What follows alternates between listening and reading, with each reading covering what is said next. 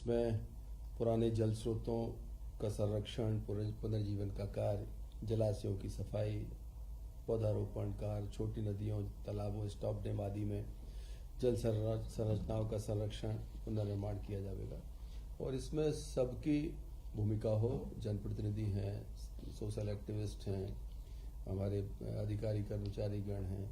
तो छुट्टियों का समय होगा तो नौजवान भी इसमें सहभागिता करे, इसके लिए, इसकी तैयारी के लिए स्पष्ट निर्देश हमारे हैं। इसका अलग अलग है, ग्रामीण क्षेत्रों में भी इस अभियान को चलाना है और लगभग इस अभियान में पिछले वर्ष इस अभियान में 1000 करोड़ रुपए से अधिक की लागत से 38,000 से अधिक नए कार्यों का क्रियान्वयन किया गया था। इसके अलावा 302 करोड़ की राशि की लागत से हम 21,570 जीर्णोद्धार के कार्य किए गए थे और काफ़ी इसका एक बहुत अच्छे परिणाम पिछले साल निकल के आए थे। इस अभियान में पंचायत ग्रामीण विकास विभाग, नगरीय विकास विभाग, जल संसाधन, नर्मदा घाटी, किसान कल्याण, अनेक विभागों की इसमें सहभागिता रहती है। जल गंगा संवर्धन अभियान विभागीय स्तर पर तथा प्रभार के जिलों में प्रभारी मंत्रियों से अपेक्षा की है कि सतत उसकी समीक्षा करें, शामिल हों और लोगों के लिए शामिल होने के लिए प्रेरित भी करें। एक बड़ा विषय गेहूं उपार्जन का आया है कि प्रदेश में अब तक 10,20,000 किसानों ने पंजीयन कराया है। मुझे लगता है ये बड़ी संख्या हमारी, और पंजीयन की प्रक्रिया 31 मार्च तक चलेगी।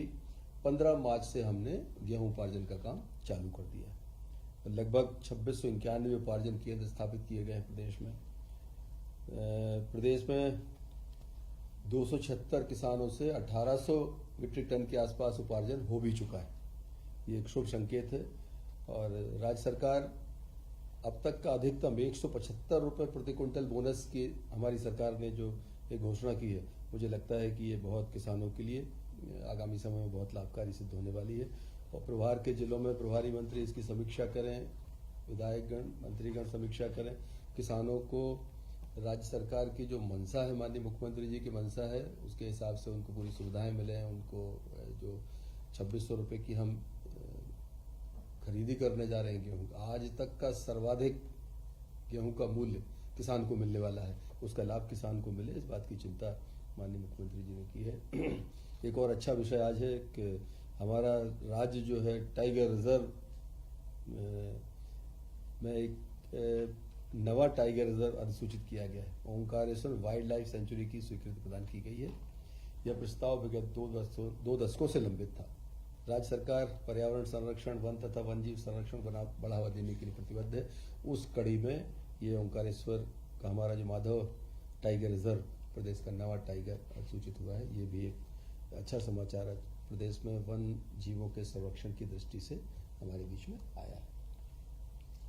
साथ ही कैबिनेट में ग्राम झागरिया, तहसील हुजूर में एक 4 हेक्टेयर भूमि, हमारा जो आयुष्मान योजना चलती है, आयुष्मान भारत योजना, इसके हमारा जो नियंत्रण केंद्र है एनसीडीसी का, स्वास्थ्य और परिवार कल्याण मंत्रालय, भारत सरकार के पक्ष में भूमि आवंटित की गई है।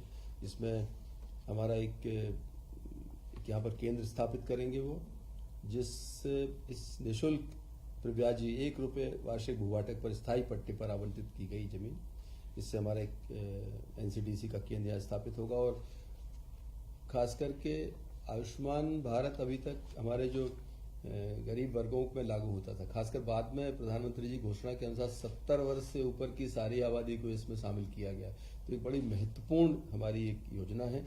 उसका एक कार्यालय 12 राज्यों में शायद पहले स्थापित हो चुका है, 8 राज्यों में।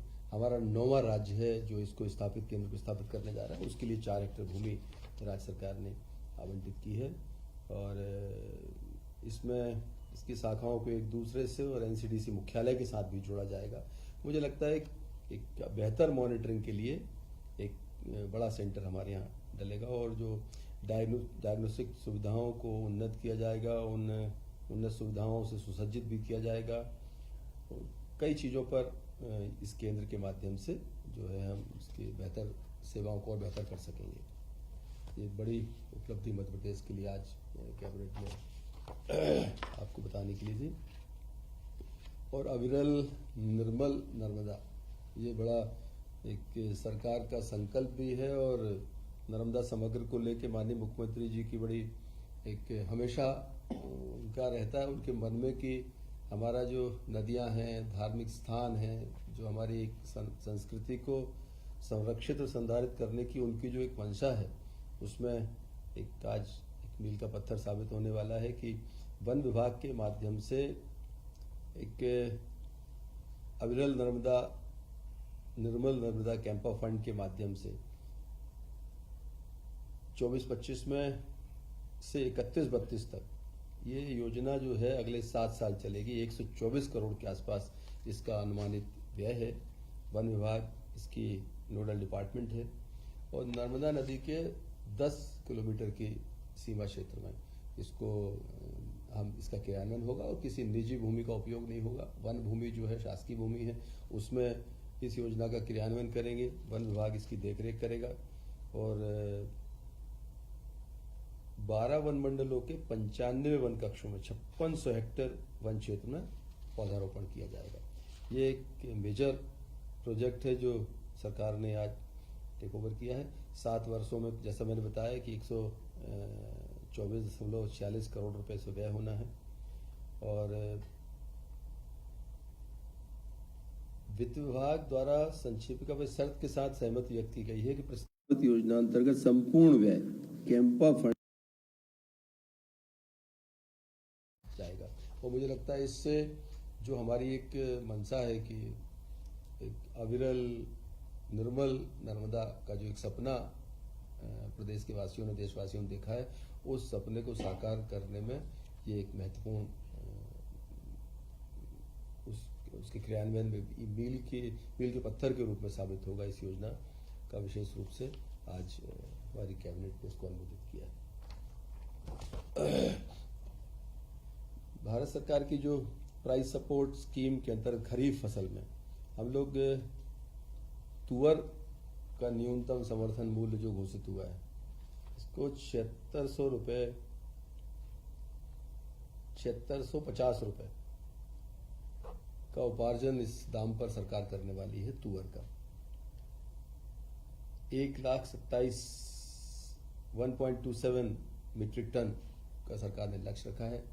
और दालों को प्रमोट करने की जो मंशा हमारे माननीय प्रधानमंत्री जी की है कि इस देश में हमको दालों में आत्मनिर्भर बनाना है देश को, उसमें एक कदम आगे बढ़ाते हुए माननीय मुख्यमंत्री जी के नेतृत्व में मध्य प्रदेश ने तुअर दाल को खरीदने 2019 में हमने खरीदा था और इस बार फिर सरकार कोशिश कर रही है कि इस तुअर दाल खरीदी को प्रमोट किया जाए। और ये मुझे लगता है कि तुअर दाल उत्पादक किसान जो हैं उनके लिए एक बहुत बड़ी खुशखबरी है कि सरकार वो खरीदेगी और अच्छे दामों पर खरीदेगी। लगभग 7,500 रुपये प्रति क्विंटल के दाम किसान के लिए बहुत अच्छे दाम हैं और इससे आगामी समय में दालों के प्रोत्साहन के लिए एक बड़ी आज राज्य सरकार की जो एक किसानों के लिए लाभकारी योजना प्रदान की गई।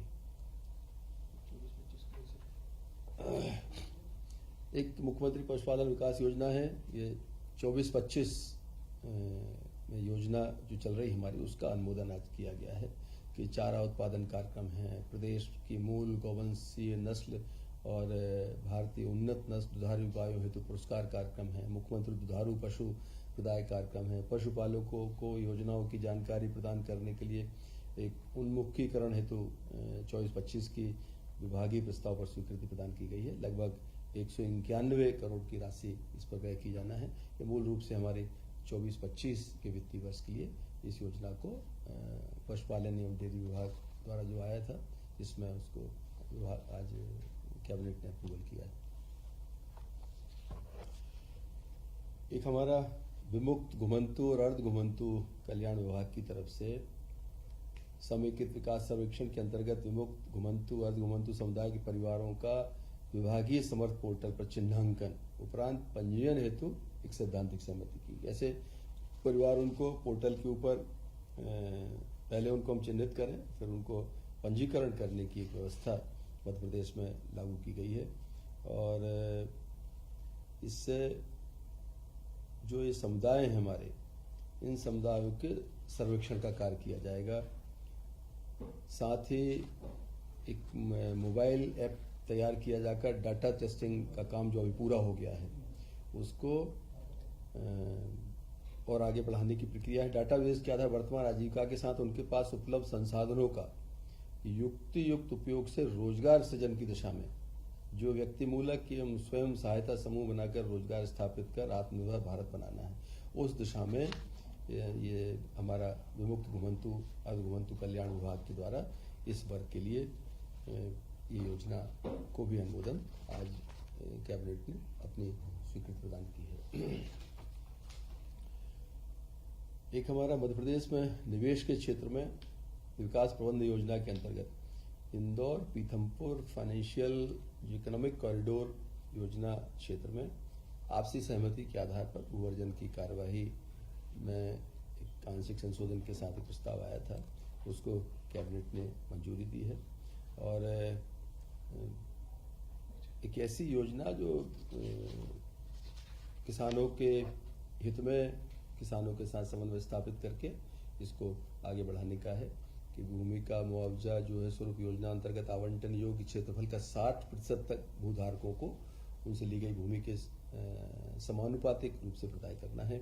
इसमें इंदौर के 9 तथा पीथमपुर के 8 गांवों की भूमियां इसमें समाविष्ट हैं, जिनका कुल रकबा लगभग 1290 हेक्टेयर के आसपास है। पीथमपुर औद्योगिक क्षेत्र आगरा मुंबई राष्ट्रीय राजमार्ग को एयरपोर्ट से सीधे कनेक्टिविटी प्रदान करने के लिए मुझे लगता है एक बड़ी स्कीम ये है। और इस उद्देश्य से 75 मीटर चौड़े लगभग 19.60 किलोमीटर मार्ग का इसमें निर्माण किया जाएगा। इस योजना क्षेत्र से 1290 हेक्टेयर में से लगभग 1000 हेक्टेयर से अधिक भूमि निजी स्वामित्व की है, शेष शासकीय भूमि है। और इससे पीथमपुर इंदौर और एयरपोर्ट की कनेक्टिविटी तो नज़दीक होगी, इसकी दूरी भी घटेगी और किसानों के लिए एक रोजगार परक एक ऑफर उनके पास रहेगा और साथ ही उस क्षेत्र के विकास में इसका बड़ा एक महत्वपूर्ण योगदान रहेगा। आज की कैबिनेट में इस तरह के प्रस्ताव हमारे आए थे और माननीय मुख्यमंत्री जी का मैं इस अवसर पर विशेष रूप से धन्यवाद ज्ञापित करता हूं कि बड़ा नवाचार के साथ साथ मध्य प्रदेश तेजी से प्रगति करे। मध्य प्रदेश जो मोदी जी का एक सपना विकसित भारत का है, उसमें मध्य प्रदेश का अपना योगदान रहे, उसके लिए लगातार वो संकल्पित होकर काम कर रहे हैं और पूरी मंत्री परिषद का सहयोग लेकर बड़े निर्णय इस राज्य में हुए हैं। मैं उनके